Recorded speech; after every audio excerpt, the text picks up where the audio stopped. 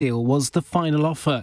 The Prime Minister's confirmed millions of public sector workers will get similar increases, like teachers who've ended their walkouts. Junior medics have begun 5 days of industrial action today.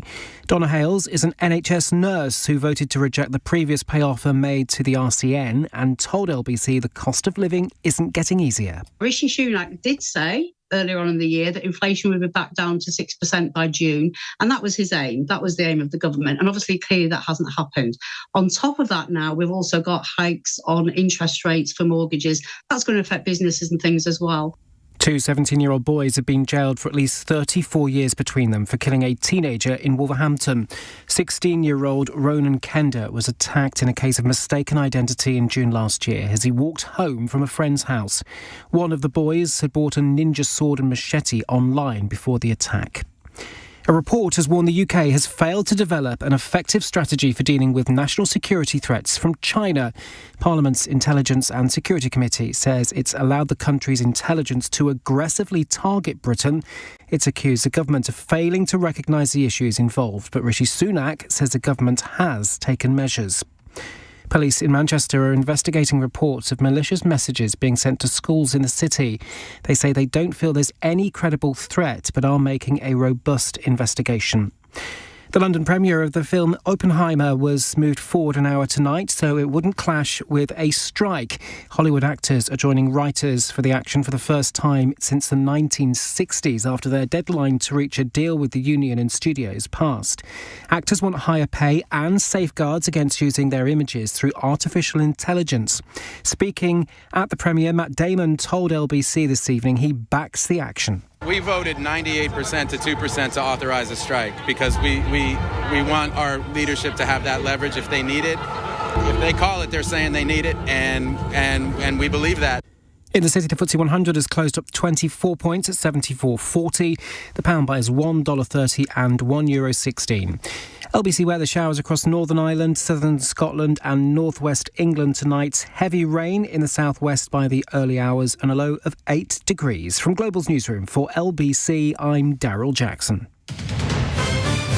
This is LBC from Global, leading Britain's conversation with Iain Dale.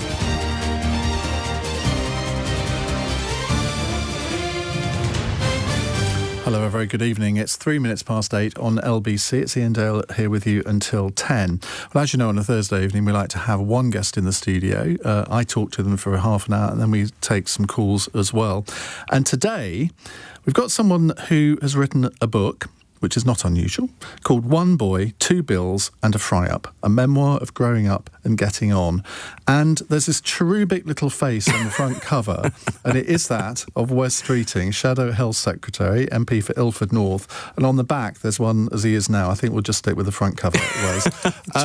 You can watch us. If you are watching us, you can see me hold up the front cover of the book on Global Player. It's quite unusual for someone to write a memoir, which is what this is, at a comparatively young age. What drove you to do it? Well, that's why I said no originally. So this book wasn't actually my idea. I as you know, I was off a couple of years ago going through treatment for kidney cancer. And when I came back, I did an interview with Rachel Sylvester at the Times newspaper, which was really meant to be focused on the experience I'd been through, and I'd just been given a new job by Keir Starmer as Shadow Child Poverty Minister, so it's going to be all about that, really. And obviously, Rachel asked the obvious questions around, my background and motivation around child poverty. And as I said more and more, and she was scribbling more and more, and she was asking more and more questions, I was opening up more and more. And so she produced this interview, which probably for the first time in my life actually revealed things about my childhood and growing up that I'd never told even people that were good friends of mine for many years. And lots of people who I went to university with, even people I went to school with, had seen that interview and said I had no idea.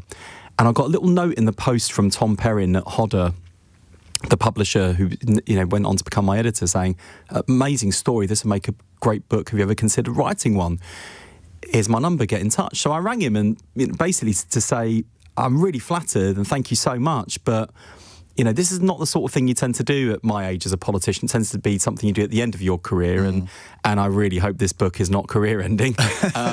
And there was also another big anxiety, which was I've shared things in this book which, by virtue of not having told people who've been my friends for years, are things that I've been uncomfortable talking about and sharing. So it's one thing sharing them with friends. It's something else to share them with, the country, assuming that millions and millions of people are going out to buy the book. You just told me it's on the Sunday Times bestseller list. Well, I wasn't going to mention that, Iain, because I'm humble, but thank you very much for mentioning it. But knowing you, Wes, I know you would have done at some point during the hour. I would have told you off and said, I can't believe you have not mentioned this, as I did outside. I think...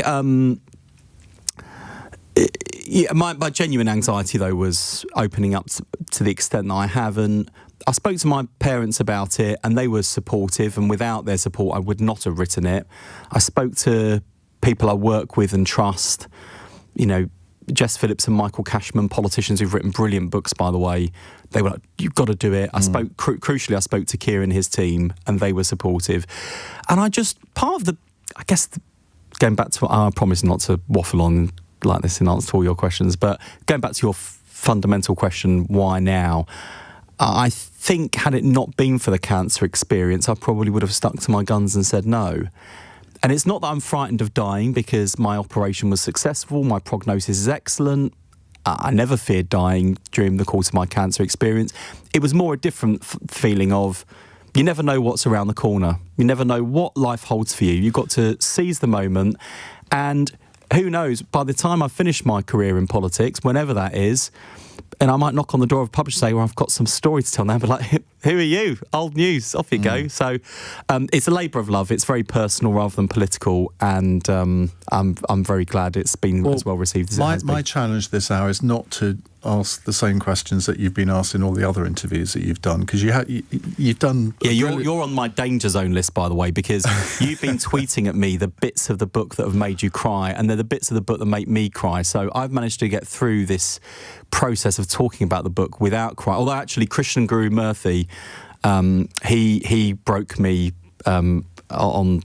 on the dog story, which we might come on to. Yeah. And I started to well up, and you can see it if you look on our interview on YouTube. But I'm trying to keep my kind of stiff upper lip. I mean, the thing about this book, and I don't know whether I've read it differently because I know you a bit, or whether I would sort of react the same if I didn't know you. I don't know the answer to that question, but it is incredibly personal. Yeah. I'm sure there are things that you've left out because you wouldn't want to sort of hurt somebody, but I mean, it's searingly honest at times. Yeah.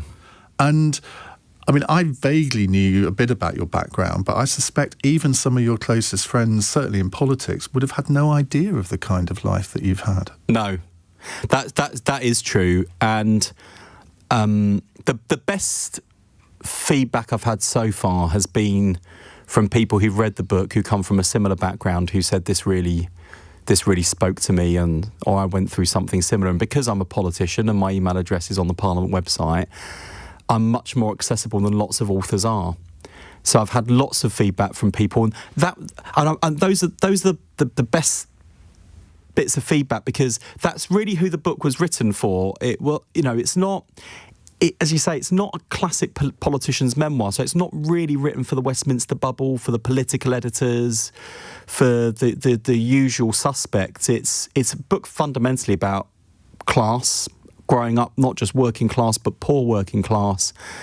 But it's not a misery memoir. Oh, God, no. Because I think I'd be disappointed if people read it and felt miserable. But I think it's actually a really inspirational book where people who might be, I don't know, living sort of, I don't know, similar lives, but maybe are living difficult lives in other parts of the country, they'll be able to relate to this. And I think you've got this sort of, the idea that you broke through the ceiling, because you're constantly talking about, I've got to get out of this. Yeah. And even at the age of 6 or 7, you kind of had that aspiration. But I wonder, even in 2023, I mean, whether it was different in 1933 or 1963, I don't know. But this whole idea of improving yourself, bettering yourself, and your parents wanting you to do that and giving you the support to do that, I mean, that was actually, I thought, one of the main lessons from the book, that your both of your parents, who, I mean, they split up very early on. Yeah. But they were and are still integral to your life and provided you with that inspiration, even though they didn't have two pennies to rub together. Certainly your mother didn't. Yeah, that's right. And if there's one term in sort of general political discourse that drives me potty, it's middle-class aspiration. I hate this idea that aspiration belongs to the middle classes, and that if only working class families were more ambitious, more aspirational, it would all be okay. Like, where we are very ambitious and aspirational, what's lacking isn't ambition, it's opportunity, and often the security in life that gives you the chance to take advantage of those opportunities. I mean, just before I came here, I was talking to a group of aspiring journalists at a media organisation I won't mention. I don't think they're a rival to LBC or Global particularly, but another media organisation, and they're running this programme for aspiring journalists, and they give them a week of proper intensive training and opportunities, but funded with accommodation in London. And the reason why I chose to give up an hour of my time to go and do it, no particular return for me on the investment of that time, was because I thought, this is a brilliant scheme. There are going to be people there who would not have had the opportunity to do this had it not been funded, to come to London and experience some real media experience. And so those are the sorts of ladders you have to extend for people to kind of achieve their ambition, and whether that's through apprenticeships or university. I mean, I had a great state education. It's one of the reasons I'm here now. It's not the talent or the ambition that's lacking, it's the opportunity and the security. You were born in 1982? 83. 83. I should quiz you on this book, actually. Well, I wasn't far off, but I wasn't even thinking about this while I was reading the book, but I lived in the East End from 1988 and through to 1997, so your sort of formative years. Wow, I didn't live very far, certainly in the 1990s. I lived on the Isle of Dogs, so not very far from where you were growing up in Wapping or Stepney, but I was living in a Docklands sort of... Yeah, you lived in the posh bit. You were one of the yuppies. I lived in Cascade. Do you know that building? At the top of the Isle of Dogs, the sort of wedge-shaped one that's right on the river. God, we didn't go down to the Isle of Dogs. I mean, that was rough even compared to Stepney, apart from the posh bits you lived in, so I wouldn't be allowed down there. But I was thinking, I lived like literally a mile or 2 miles from where you were growing up. Yeah, I would never have encountered somebody like you. That is the remarkable thing about the London Borough of Tower Hamlets and the East End that I grew up in, because I could go to the top of my block of flats where I lived in Stepney, and I could look in one direction and see the BT Tower and, you know, the peaks of the City of London, the Square Mile. I could look the other way out towards the Docklands, and these are two of the richest places on earth with incredible opportunities and wealth. And then in between, you've got the East End, which then had some of the highest child poverty levels in Britain, today still has some of the highest child poverty levels in Britain. And so, especially when I went to secondary school in central London, because my brilliant head teacher wanted to help me escape Tower Hamlets. I mean, London's state schools back in the 80s and 90s had a terrible reputation, and Tower Hamlets had one of the worst reputations a lot. So my brilliant primary school head teacher, Mrs. Dodd, as she was then, Mrs. Howarth as she is now, she put me on a tube to Victoria to go to this school called Westminster City, which it's actually doing really well today. But when I went there, it was in special measures. And lots of people confuse it with the Westminster School. I went to this school that's one Nick Clegg went to. Yeah, the one Nick Clegg, and all the rest of them. That's why, you know, it's got lots to answer for, that school. But my school up the road, I probably can't say what his nickname was because of Ofcom rules, and I don't know whether I'm allowed to say the word that rhymes with city on air, but that's what they used to call it.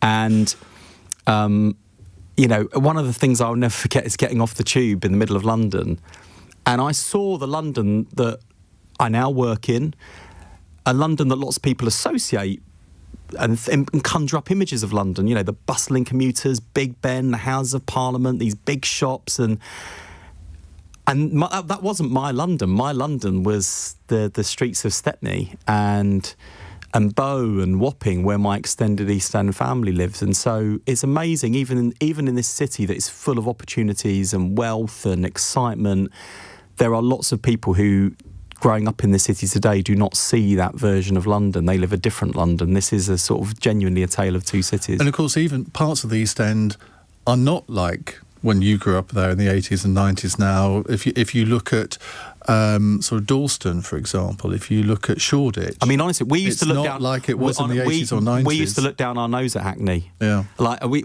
lived in Stepney in a pretty awful council flat, as I describe in the book, and we had all sorts of issues with, you know, the electric meter running out and the lights going off. We had issues with cockroaches from next door. One of the flats we lived in, we had fleas. And... that was a page where I kept grimacing. Yeah, well, imagine how I felt seeing them and being bitten. But I remember my mum saying, well, you know, at least we don't live in Hackney. And now I couldn't afford to live in Hackney, even on my salary. And actually my nan, my mum's mum, she was a real campaigner against the gentrification. She was part of the Joint Docklands Action Group that sort of took on the regeneration and the displacement of lots of working class East End communities. But it's a different place now. Part of the book, I mean, let's actually look at the title, but a lot of the book is about your grandparents. Yeah. Great-grandparents. And it's a fascinating family history as well. And I think you would give anything. Here's where you're going to tear up. No, don't. I feel it. You would give everything for your grandparents to see what you've done, just as I would mine. I only knew one of my grandparents. You're a horrible person. You're going to break me live on air.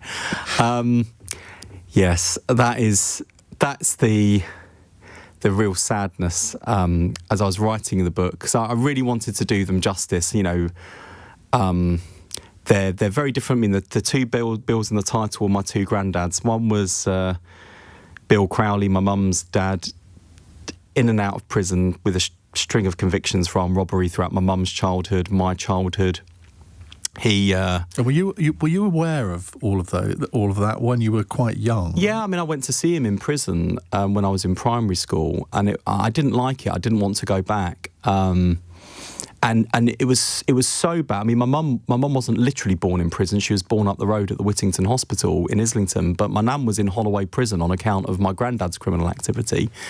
And so my mum, you know, my nan was pregnant in prison, and interestingly shared a cell with Christine Keeler, who's at the heart of the perfume over, and they became lifelong friends. And in fact, my nan, I'm determined to spend some time over the summer actually looking through some old Getty Images archives of Christine Keeler, because Christine lent my nan some of her clothes because they looked fairly similar. And similar frame, similar build, similar hair colour. So Christine lent my nan, or gave my nan some of her clothes to act as a decoy sometimes for the paparazzi. So there are probably some photos of my nan tagged Christine Keeler on some of these websites. But, you know, he was a complicated character, to put it mildly. It wasn't until much later in his life that he opened up about the abuse he suffered at the hands of his father, physical abuse, sexual abuse. And suddenly everything made sense because, you know, my granddad Pops, he was a kind man, a funny man, a clever man, and yet had done these terrible things. And I couldn't reconcile these two characters. And when I learned about his childhood, it suddenly made sense. Did you talk to him about it? No, he talked to my mum about it, and in terms of his criminal life, no, I really wish I had. I mean, the stories in the book about some of the things he got up to, I mean, those are my mum's recollections, and it is complicated because, like, there was one job he did where he'd gone in, I think it was a shop or a post office, and he sort of held a shotgun up in the woman's face behind the counter. And she went to reach for the kind of panic button, and he said, "If you press that, I'll shoot you." And she just looked him dead in the eye and said, "Go on then, and press the button." And of course he wasn't going to shoot her. So he burst into fits of laughter, ran out, ran home, and when he arrived home, he was still in fits of laughter. And he walked through the door, Mum was saying, "What's going on, Dad?" And he was going, "Only a woman, only a woman." And she's like, "What do you mean? What do you mean?" He said, "Only a woman could have done that. Only a woman." He found it funny. And my mum was telling me this story, and I said, "But when you tell it in that way, you could almost see the comedy of the situation." But I bet she didn't go home laughing. No. And I don't know what impact that would have, because that would have scared the living daylights out of me. The other interesting thing about that is that he went home and told his wife about it, whereas I think a lot of criminals of that sort of genre would try and keep their criminal activity away from their family. Yeah, and he told my mum, and my mum said to him, like, "But what about, do you think about the people, the people that are affected?" And he said, "Oh no, they lead really boring lives, so I've given them something to talk about." So yeah, he was, and then there's my other granddad, which actually there's a granddad. Actually, we'll come on to your other granddad in a minute, because I've just looked at the time and we're prattling on. We're prattling on. Well, I am, don't know about you. But somebody's asking, is the book going to be available as an audiobook? It is, and Wes reads it himself, so there you go. We'll come to more on the book, One Boy, Two Bills and a Fry-Up in just a few moments' time with Wes Streeting. It's 21 minutes past 8. This is LBC.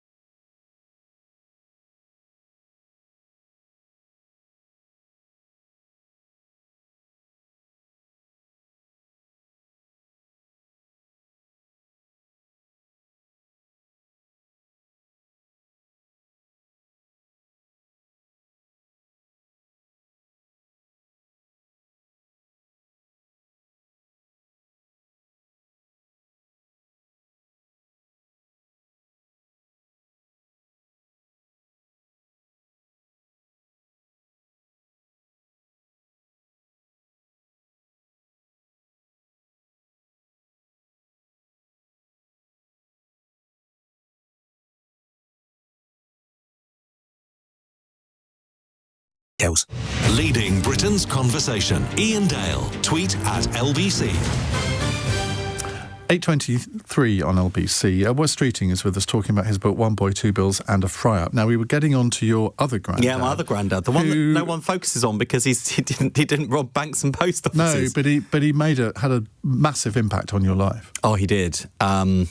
He was a very different Bill. This is my dad's dad, Bill Streeting. He led a very different life. He came from a very nuclear East End family, but a family that worked hard, played by the rules, and instilled that work ethic in every generation. And certainly my work ethic very much comes from my dad and my granddad.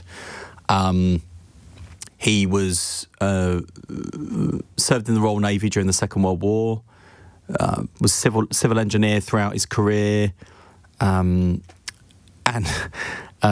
as well as being a Christian and influential in terms of my own faith, he was what I would call a pull yourself up by your bootstraps, working class Thatcherite Tory. And in fact, the only time he didn't vote Tory was Liberal to quote unquote keep Labour out in Tower Hamlets. That's how much of a Tory he was. And despite... So when I said he had a big influence on you, not that big. No, he did. Well, actually, loads of my critics on the left would say that explains it. Bloody Tory. But No, he was the most influential and important person in my life, and I can say that confidently, knowing that my mum and dad have long since accepted that I loved my granddad more than anyone else in the whole wide world. The love and support I had from my granddad was incredible. He was a rock of stability throughout my childhood growing up. When things were a bit turbulent at home with my mum, particularly when her mum, my nanny Libby, died, I went to live with my granddad for a period, and ironically, it was, despite being my first experience of losing a family member, at least to, through death, when I just felt wrapped up in this ball of cotton wool by my granddad, and some of those weeks and months that I spent with him were the happiest of my life, actually, living with him. And he was just so devoted to me as a grandfather. It really supported me in terms of my reading, my education. He indulged me so much. I mean, talk about spoil. I mean, he indulged really weird requests. Like on a Saturday morning, if I wanted bird's eye beef burgers and potato waffles for breakfast, he would make them for me. It was that level of like, I'll do anything you want as my grandson. And he'd sit and watch the same films with me over and over again. He was the most incredible person. And certainly the hardest bit of the book to write, and definitely the hardest bit to read on the audio book for those of you who choose to listen, where you sort of managed to just about contain myself, was losing him a year after I lost my nanny Libby, my mum's mum. He died a year later, and it's 30 years on, it is still the worst thing that's ever happened to me in my entire life. You had a lot of different homes. I mean, from sort of when you were born until you left home.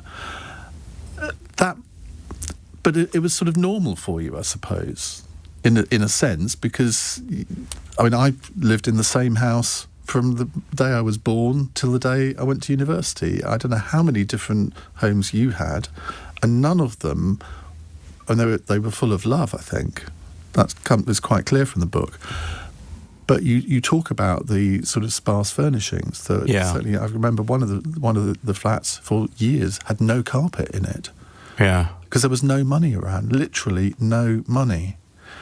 And when you were at school, did that ever get you down where you saw other kids who had, your best friend Luke, for example, came from a much better off family in terms of money. Did that ever really get you down? It did, but only in the sense that, I was just conscious that we were poorer, and so it was small things like he was my best friend throughout primary school and secondary school, and we were inseparable, and his parents used to invite me round to play, and I used to think they were really posh. I mean, his dad was a taxi driver and did some professional photography on the side. His mum worked for an estate agent, I think, for a time. So it's not like they were the Rees-Moggs or, aristocracy. They were middle-class people who had a, good standard of living, but it was a world away from where I lived. And I never resented my best friend for that. And in fact, I always felt so welcome in their home, and it was of such an important friendship for me in lots of ways, but I never felt able to reciprocate. I always felt ashamed of where we lived, and I never had friends around to play because I thought I didn't want people to see where we lived and the conditions that we were living with, and that was hard. And when I went to secondary school, because of the way they did the free school meal system, the first day I sort of went in, I had this big queue for school dinners to get into the school hall, walked through the door, and then realised I had to join the queue to get my dinner ticket to exchange for my school meal. And I felt like I might as well have been standing under a massive flashing neon light saying, "This is the poor kids' queue." So I felt that stigma then. And there is a sort of stigma, I think, attached to poverty sometimes. It's one of the reasons why it took me years to open up about my upbringing and my childhood and what we went through, because as you say, it was a happy childhood in so many respects, and my parents made lots of sacrifices for me, but it wasn't always easy, and it was hard seeing my mum struggle to the extent that she did, even with the support my dad gave her through child maintenance and the support she got through the benefit system and the support she got from working in casual jobs. Have you poshed up your voice? Yes, you can still hear my East End twang, but my accent has changed over the years and has professionalised. And that was partly... Deliberately? Well, yes and no. I mean, my granddad, my dad's dad, brought me up to speak properly and said it was really important. Also, I had an English teacher at secondary school in my second year who basically said, how you look and how you sound is going to affect your future. And I reflect on this a bit in the book.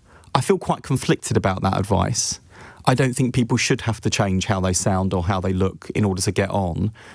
But that was good advice, because unfortunately people do judge on appearances and how you sound. I think that's changed a lot over the years. But, you know, you talk to Chris Mason, the BBC political editor, about how having a Yorkshire accent has affected his thinking and his career. I mean, actually, he's landed very well, actually, in that big job, but it's not been plain sailing.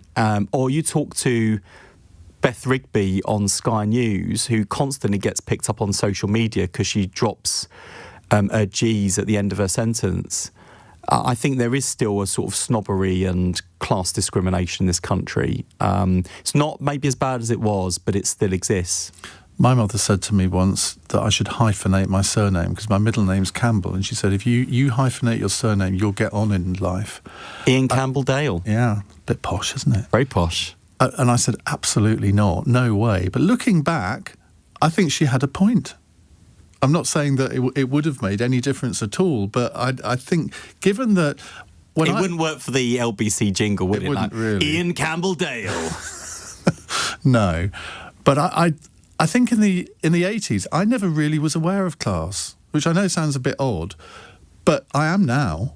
I think the whole class thing in society has become much more entrenched. I am on such good behaviour. When you said I've never been conscious of class, I was going to say, well, some people say you've never had any class, Ian, but I've been on such good behaviour this evening. I'm not in the... Time for the news headlines. It's 8:32. Here's Daryl Jackson.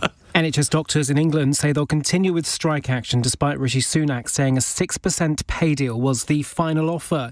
The government's confirmed millions of public workers will receive similar increases, including teachers who've ended their own industrial action. 2 teenagers have been locked up for a total of 34 years for murdering a 16-year-old who was stabbed with a ninja sword. Ronan Kanda was attacked in a street in Wolverhampton last year as he walked home from a friend's house. And American actors will be joining writers on picket lines after members of the US Acting Guild voted to take strike action. The decision to walk out means that for the first time in 63 years, actors and writers will strike at the same time. LBC weather: showers across Northern Ireland, southern Scotland and northwest England tonight. Heavy rain in the southwest by the early hours and a low of 8 degrees. This is LBC.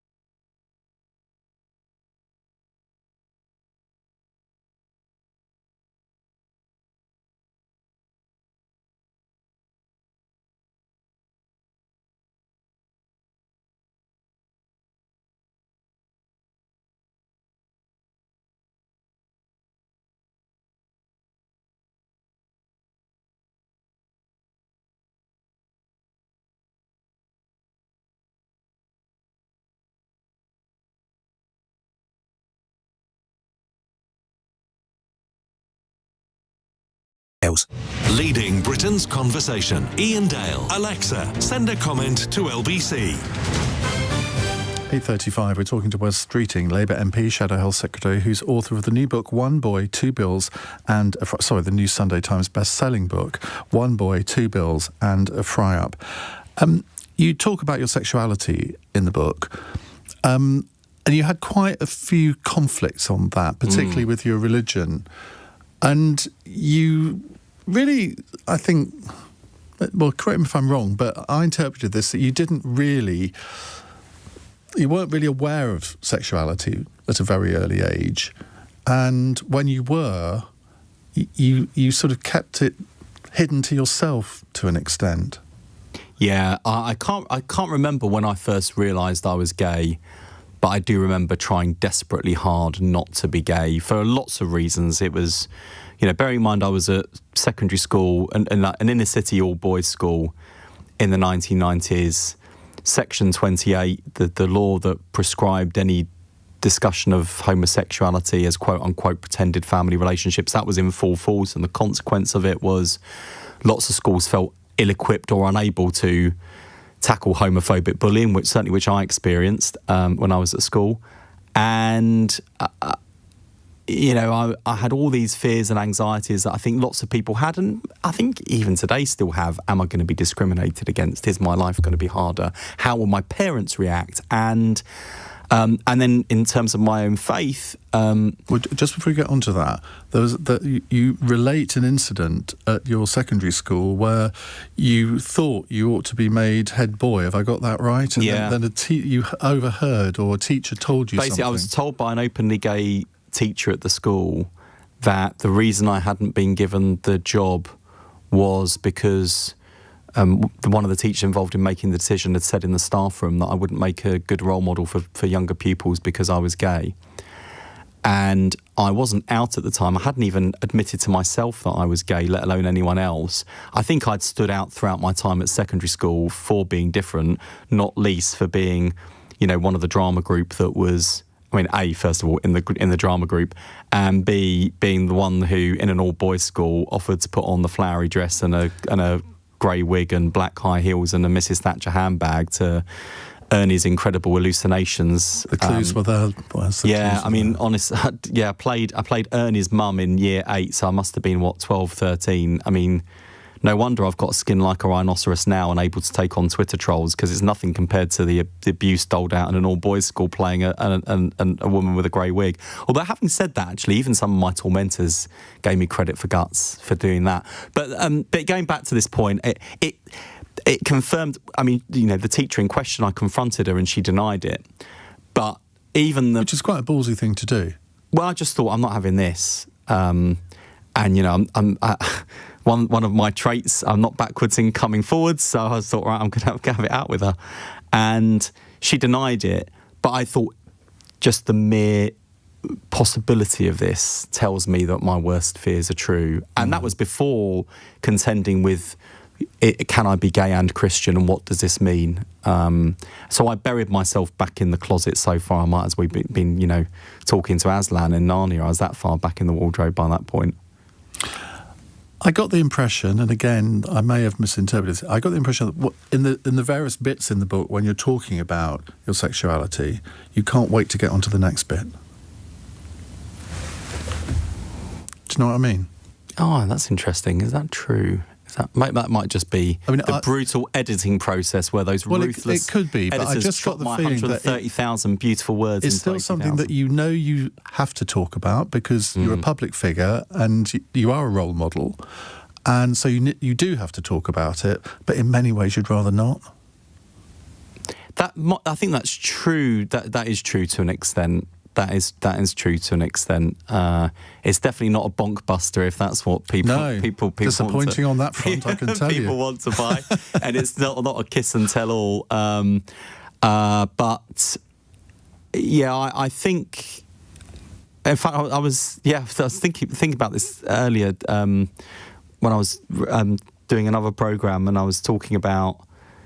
A period, I'd forgotten about this, and I don't think it made the cut in the book, but I remember going to GAY at the Astoria when I was in sixth form. I went with my best friend Luke, who at this point had gone off to the Brit School for Performing Arts, and he was out at secondary school and very much out there.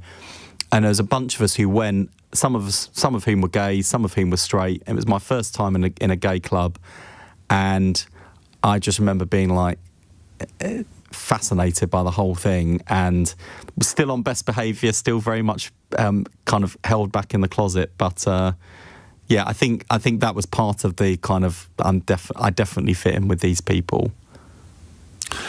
When did the political bug first bite? Because some of your family were quite political. Yeah. Your grandmother certainly was. She was in the Nanny Lippy was really picket line, wasn't she?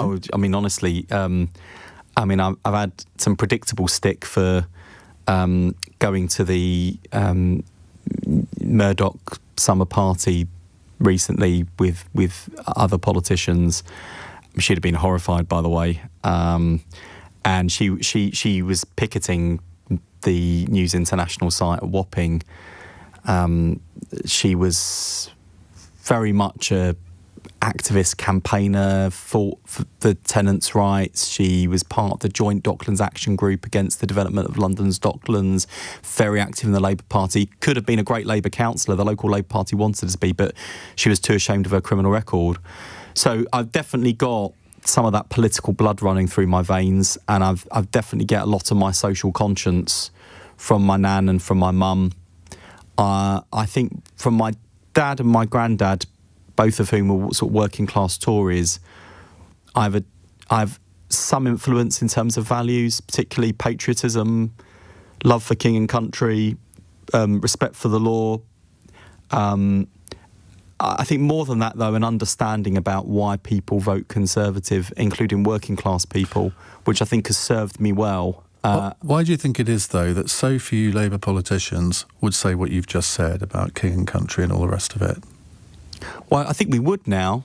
And I'd point people back to a very strong, proud, patriotic tradition on the left. Look at Attlee's government. I mean, these are people who had served in the army in various capacities throughout their lives, served alongside Winston Churchill in the wartime cabinet. In fact, Attlee and the Labour Party were absolutely pivotal to Winston Churchill being made leader of the Conservative Party, rather than the aristocrat up the corridor in the House of Lords. We're a party that founded NATO. We are a party that have, I think, justice written through our political DNA, but that's not always been the perception, and actually sometimes not always been the perception because of our own actions or some of our own leading figures. But I don't think there's any and what really bugs me is when I talk about these sorts of issues, there'll be some people on the left who are like, oh, and especially, the Labour Party puts, under Keir's leadership, the Labour Party proudly puts our country's flag on our leaflets. And there are people who are like, oh, why are they doing that? Oh, it's like, why should we surrender our country's national flag to people on the right of British politics, let alone the far right? Because remember, the far right British National Party used to stamp the flag on. And I remember saying to my dad, we talk about this a lot, why are mainstream politicians surrendering our country's flag that belongs to all of us to this fringe far right group of racists? That's not what our flag stands for. So I very much believe in like reclaiming it forever. It doesn't belong to the Labour Party. It doesn't belong to the Conservative Party. It belongs to all of us. And that's my sort of politics, really. And some of that I get through my dad and my granddad. But the political look, this is not the politically correct answer, is it? The truth is I was interested in politics at a young age. And there'll be some people like, oh, God, he's one of those dreadful people. But I actually think it's a really good thing when young people take an interest in politics and issues. I actively encourage kids in my constituency and others to take an interest. I want them to care about the world they're growing up in. Obviously, I'd like them to grow up, sharing my politics, but that's not the advice I give them, actually. I'd say, like, wherever you stand, whoever you'd support, whichever party you would vote for, get involved, make your voice heard. I think it's a good thing. So I have no shame whatsoever about taking interest in politics, or indeed being one of the only unsuccessful Labour candidates on the 1st of May 1997, where I proudly put myself forward as the school mock election candidate, and I stood up in Assembly and I told them what Tony Blair was going to deliver, you know, in terms of increased investment in state education and even homework clubs at Premier League football grounds, which, by the way, we delivered. But I still came second to the monster raving loony party. Is that an achievement of sorts? A respectable second. You mentioned going to Murdoch's party earlier. Simon wants to know, why did you go? Because I think it's really important that we speak to all audiences, that we speak to Sun readers and Times readers just as much we speak to Guardian readers and Mirror readers.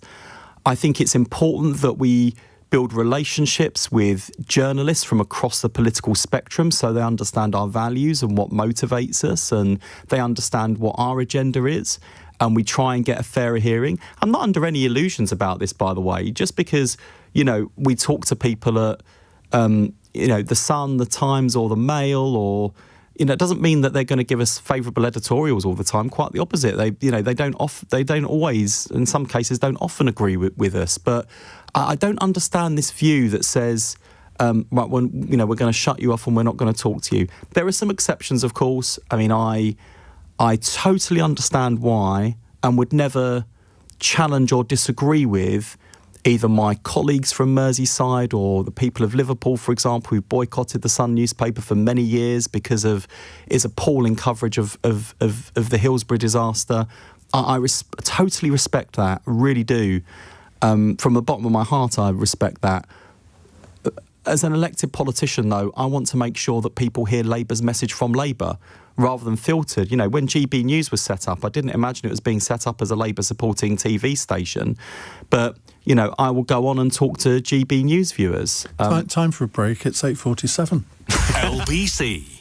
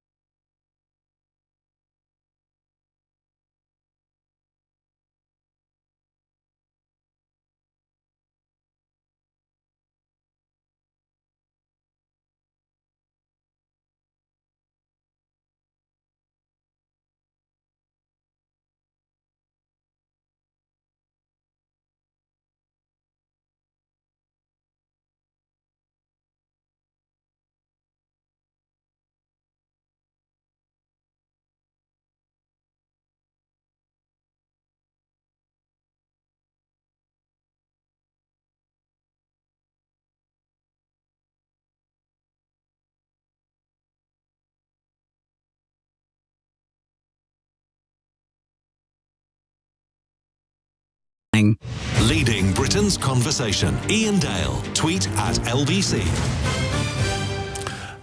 Let's talk about the dog anecdote, which set me off when I was on the train to Tunbridge, or from Tunbridge, and I was reading this, and I mean, your mother gave your dog away. Yes. How old were you? 8, something like that? 10. 10. So we'd got this dog.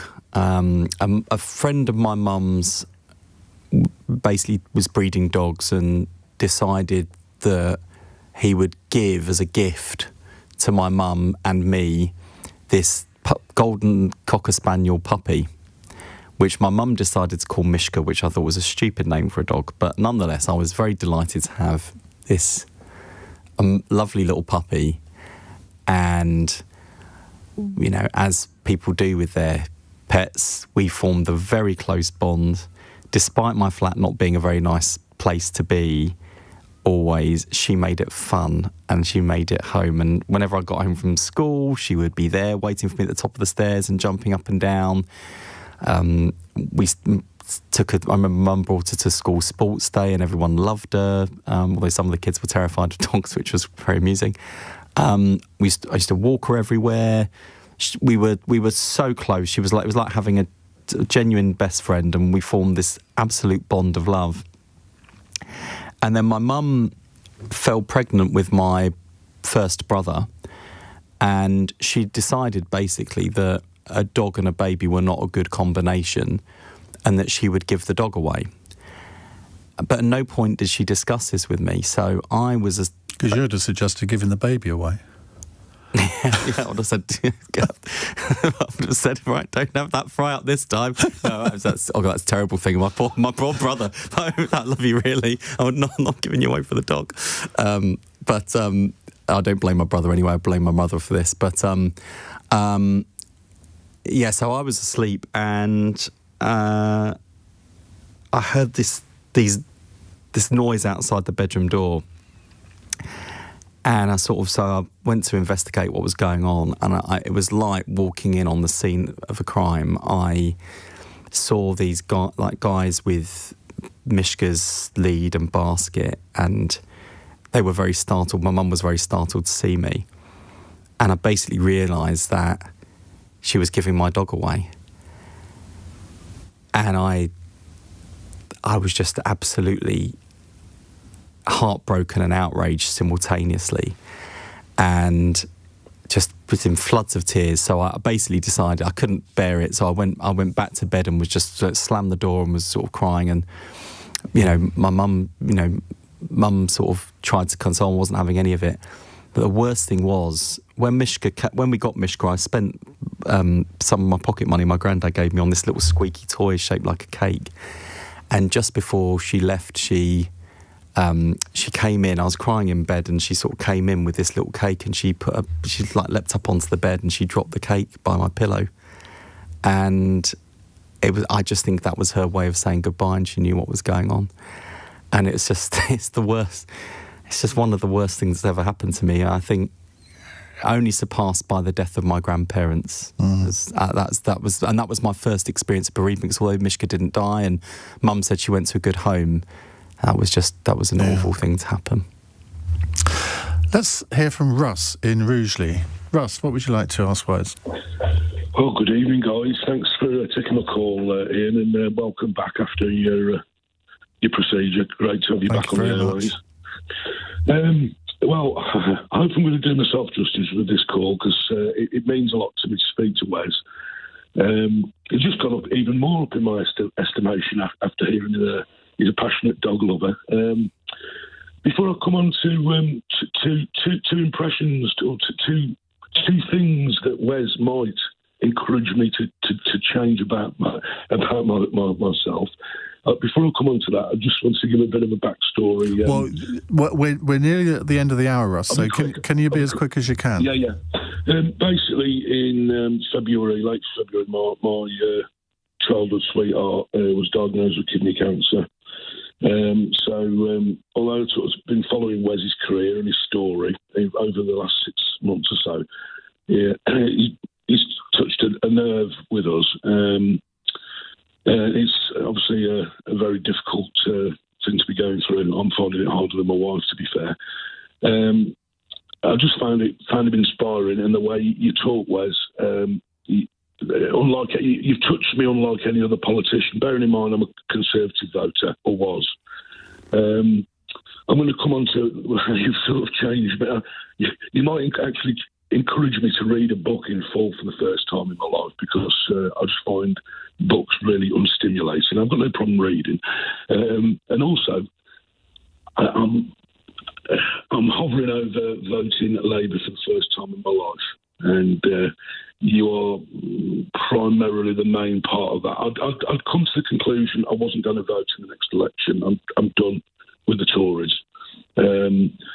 I didn't think I was going to be able to vote Labour, but with you as Health Secretary hearing your story, and at the moment, obviously, health and everything in the NHS means a lot to myself and my wife, and she's listening. It means a lot, and you've tapped into something with me.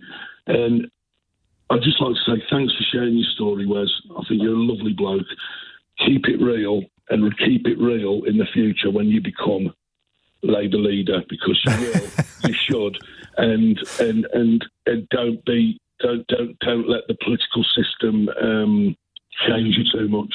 Keep it real, keep as you are, because you're a good guy, and I've got high hopes for you, mate, and I love your story. All right, Russ. Thank you very much for taking my call. I hope I've done myself justice. It's a lovely call, and hello to Mrs. Russ as well. Well, that's a nice one, wasn't it? I was going to say, because I thought you were going to make me cry about my grandparents and my dog, but something, Russ, the thing that set me off a bit listening to Russ, partly cancer stories hit me differently now because I've been through it, but also the thing I found most difficult when I was going through what I was going through was the impact it had on the people around me. I think they found it much more difficult than I did. The hardest conversations with my partner and with my parents, and I thought I'm going to be fine. And so I never worried about myself, but I saw the impact it had on the sort of people around me. So, I just wanted to say to you, Russ, and obviously to your wife as well. I wish you all the best with your treatment, but also I wish you well, Russ, because I know it's a hard job you're doing. You've got trying to support her and look after yourself as well, because the NHS looked after us, but you've got to look after yourself as well. It's a hard thing for family members to go through when someone is going through cancer, and I hope your outcome is as happy and as successful as mine. But I really appreciate you ringing in, and that what you said meant so much to me. Thank you very much. I've got to ask you a political question before we finish. I've just been told by my producer that I'm going to get shouted at if I don't. Today, the government have announced a 6.5% pay increase for public sector workers, including workers in the health service, including junior doctors. What's your reaction to that? I mean, would you, if you were health secretary, would you have wanted to accept the independent pay review body recommendation? I think ideally, because we've got to rebuild confidence in these pay review bodies. I think having independent pay review bodies is a good thing in and of itself. I think it helps ministers to make evidence-based and objective decisions, and it helps to reassure people involved on the other side of the table in negotiations that their case has been taken seriously. We've been asked all week actually as the Labour Party, so would you just accept? And it's not we've been trying to be difficult or evasive on it. We want these processes to work. It's almost like wouldn't expect anyone to sort of sign a cheque before knowing what the value of the bill is. So I can understand waiting to see what the recommendation is and then making a decision. That's how we would operate. But, you want these pay review bodies to work, and I think part of that is ministers following decisions unless they've got a good reason. And the teachers have accepted the 6.5%. They've called off their strikes. Do you think the junior doctors should do the same? Well, I think the first thing the government's got to do now that they've accepted the offer, the pay review body recommendation, is get around the table with the junior doctors and say, and the consultants, and say, right, okay, this is the position we've reached. How do we get to the end of this dispute and move forward together? Because these strikes are really hurting the pockets of the people going on strike. Most importantly, they're hurting patients. But that's not the answer, is it? I mean, I asked, should they accept the 6.5% and stop the strikes? Because the government have made clear this is the final offer. Well, I would hope they would accept the offer. I think what the junior doctors are looking for is some light at the end of the tunnel and some reassurance that things will improve, having spent time talking to them myself. And I think one of the things that there are a whole range of issues that junior doctors are experiencing beyond their pay in terms of the conditions they're working in and career progression. But I would hope that today sees a breakthrough And, you know, I think the best way to achieve a breakthrough would be for the government to get them around the table tomorrow and talk and drop all this but, you know, we won't talk to them until the strikes are off. You know, talk to any serious employer in this country in the private sector. They don't stop talking to their workers when they're out on strike. They double down talking to them, and that's what I want the government to do. Well, I feel slightly dirty for having introduced a political question at the end of I know, I was literally putting myself back together. Russ nearly broke me, I'm afraid. Final thing. Somebody says here, why is Wes telling the whole book? I'll tell you what, we haven't touched the size of the book. I mean, there's so much in this book that we haven't talked about, so don't be put off buying it just because he's been talking about it for an hour. It's called One Boy, Two Bills and a Fry-Up, a memoir of growing up and getting on. It's published by Hodder. We share a publisher, and it's the remarkably cheap price of £20. Oh, you can get it cheaper in bookshops already. Yeah, I wouldn't pay that. It's not remaindered yet. I'm not supposed to say that, am I? No, it's shot by my publisher and Wes, agent. thank you very much indeed. It's been an absolute pleasure. Thank you. If you missed any of this, you can, of course, catch up on Global Player. Coming up in the next hour, we're going to talk about Dele Alli, the footballer. He's bravely revealed today in an interview with Gary Neville that he checked himself into rehab to kick an addiction to sleeping tablets and to confront his traumatic childhood.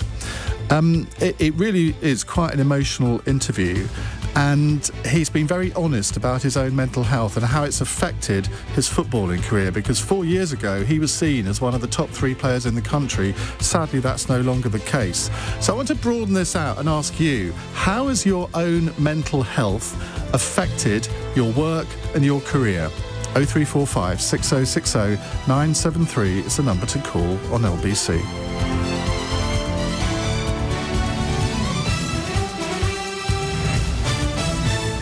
On your radio, on Global Player, and Play LBC. leading Britain's conversation.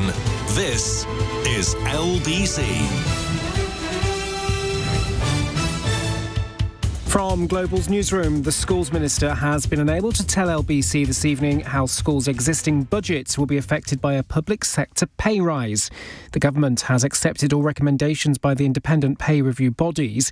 It will see teachers, doctors and police officers receive an increase of around 6%. Nick Gibb has told Tonight with Andrew Marr that teachers, subjects and teaching assistants won't be cut.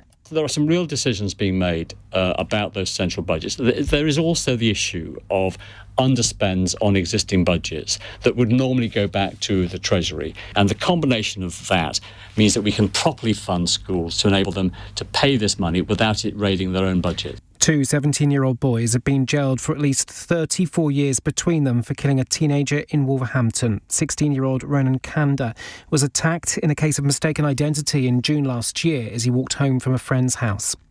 Kevin Spacey has begun his defence in his trial in London. The actor denies a series of sexual offences against 4 men between 2001 and 2013. Well, LBC's Fraser Knight has been at Southwark Crown Court for us today. In the witness stand, he admitted he is a flirt, but said some of the claims against him are madness and don't make any sense. He denies all the charges against him and will continue to give evidence here tomorrow. Fraser Knight, LBC, Southwark Crown Court. Lenders have reported the UK's biggest increase in mortgage defaults since 2009. A survey from the Bank of England also warns are expected to rise further in the coming months. Emily Blunt and Matt Damon are among the stars who staged a walkout from the London premiere of the film Oppenheimer this evening, ahead of Hollywood's largest actors' union approving strike action. The Screen Actors Guild is joining another union representing screenwriters after pay talks with the studios and streaming services broke down. Union President Fran Drescher is furious. We are the victims here. We are being victimized by a very greedy entity. I am shocked by the way the people that we have been in business with are treating us. In the city, the FTSE 100 has closed up 24 points at 74.40. The pound buys $1.30 and €1.16. LBC weather showers across Northern Ireland, southern Scotland and northwest England tonight. Heavy rain in the southwest by the early hours and a low of 8 degrees. From Global's newsroom for LBC, I'm Daryl Jackson. This is LBC from Global, leading Britain's conversation with Iain Dale.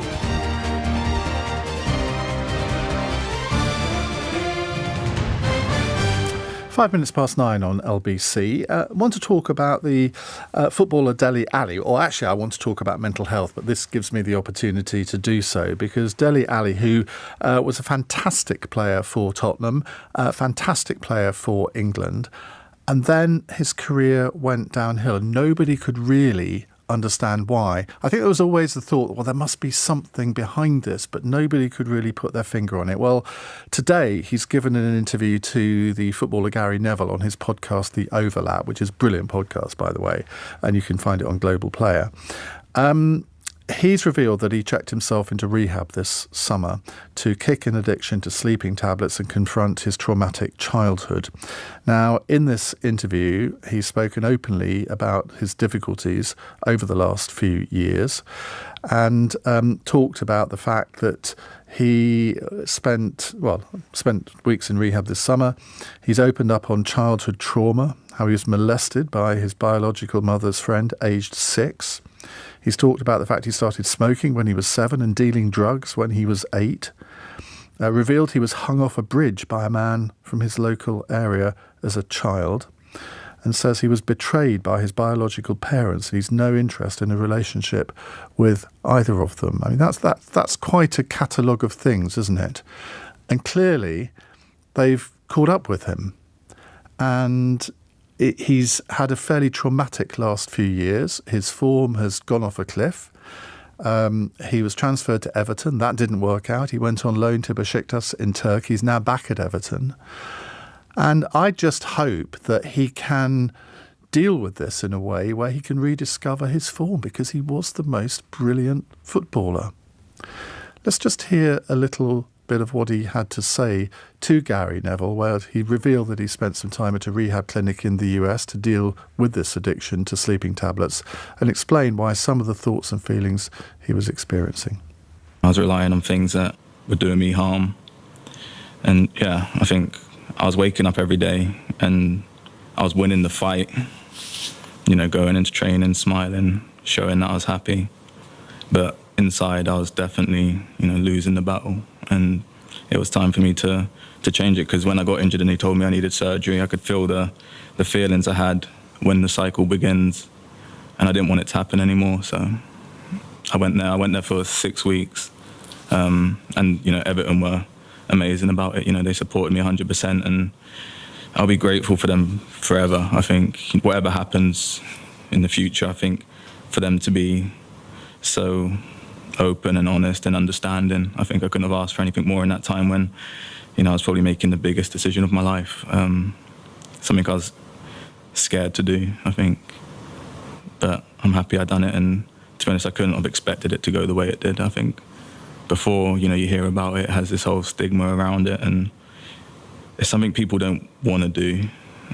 Going into rehab, it definitely sounds scary. But yeah, I could never have imagined how much I'd get from it and how much it would help me mentally, because I was in a bad place. I think, a lot happened when I was younger that I could never understand, I could never figure out, and I was doing stupid things that I blame myself for. But really going there and learning about it, it was never really in my control. Understanding it and learning, and it's helped me a lot with other things, to do with my blood family. I let go of some things and some bad feelings I was holding, and that would slow me down and hold me back. That was Dele Alli, the Everton and former England footballer, speaking to Gary Neville on his podcast, The Overlap. There's two questions. The main question that I want you to answer in this hour is, well, we can all see how Dele Alli's mental health affected his work, if you can call playing football work, but that's his career. How has your mental health affected your career? And a question that I've just thought of as well. Clearly, he feels that he made the most important decision of his life going into rehab. Have you done that? And what happened? Did it work for you? Now, for more on this connection between our mental health and the work we do, I spoke to Professor Sir Carrie Cooper, who's one of Britain's top experts on the link between those things. He's a professor of organisational psychology and health at the University of Manchester. And Carrie says Dele Alli's comments are a sign that stigmas surrounding mental health are thankfully disappearing.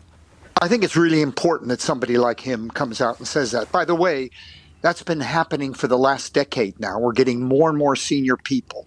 We had the chief executive of Lloyd's Bank about 8-10 years ago come out and say he was suffering from depression in public, and he had to take some time off, and that had an impact.